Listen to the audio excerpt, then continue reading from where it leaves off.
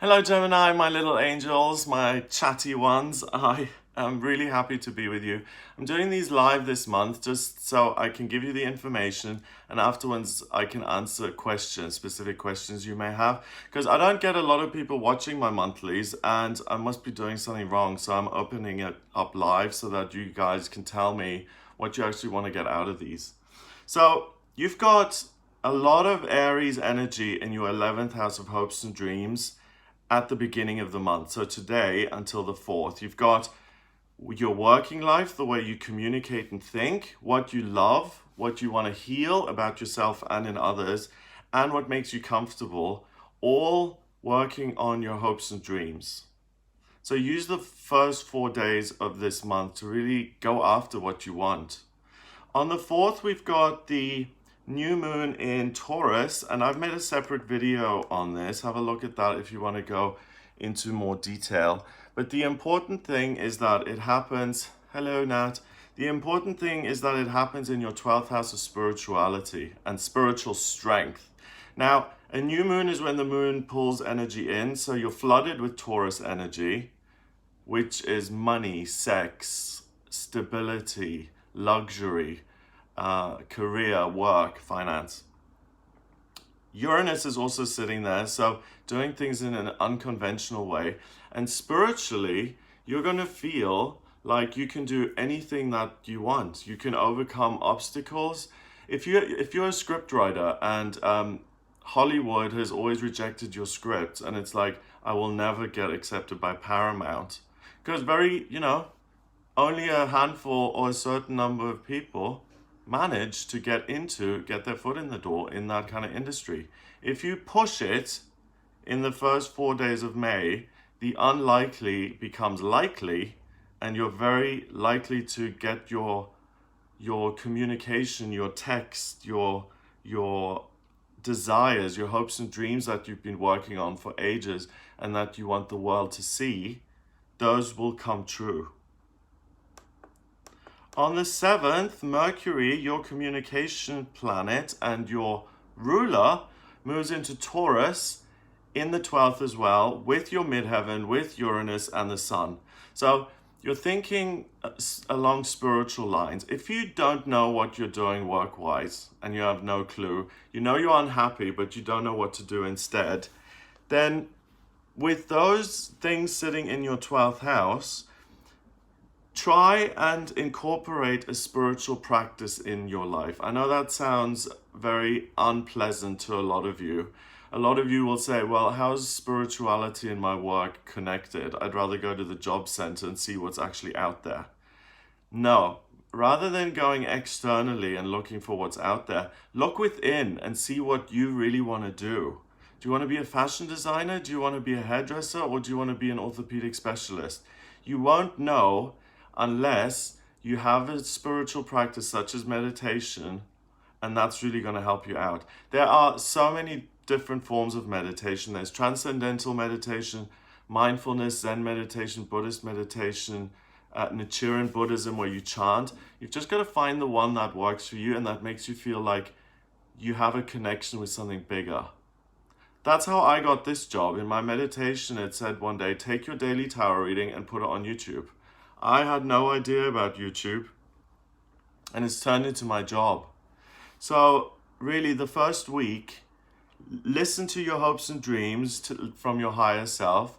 And if you're feeling brave, try and open up to the universe and see what that tells you, because that's where you're gifted this month. That's where your talent comes from, and you have access to that until the 16th of May.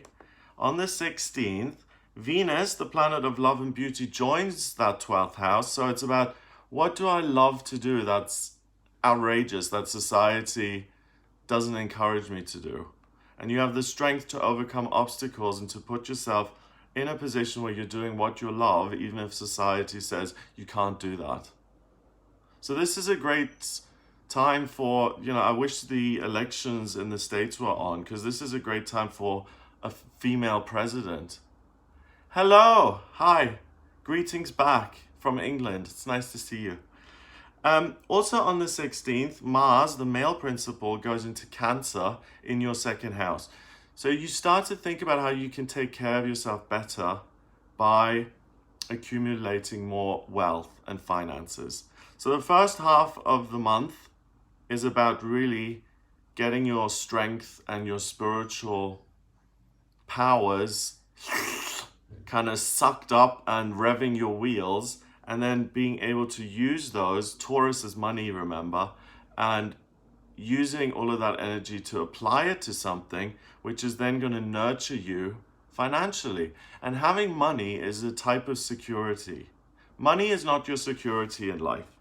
Your connection with your higher power is your security in life, because that's always going to guide you and is always going to save you from drowning. So don't put money on a pedestal, but this is a great month for you to really make some coin, yo. Okay, on the 18th, God, I'm so stupid. On the 18th, we have the full moon in Scorpio, and I'll make a separate video on that as well. Like I've made a separate video on the new moon, I'll make a separate video on the full moon. But what you need to realize is that it's in your 6th house of work. So you really start to understand what you intensely, joyously want to do in your day-to-day life and what really fulfills you. And this is a month for you to break through. So all the Geminis out there who aren't certain about their purpose in life, or the Geminis who've been too scared to pursue what they want because they're like, ugh, I'm going to fail anyway.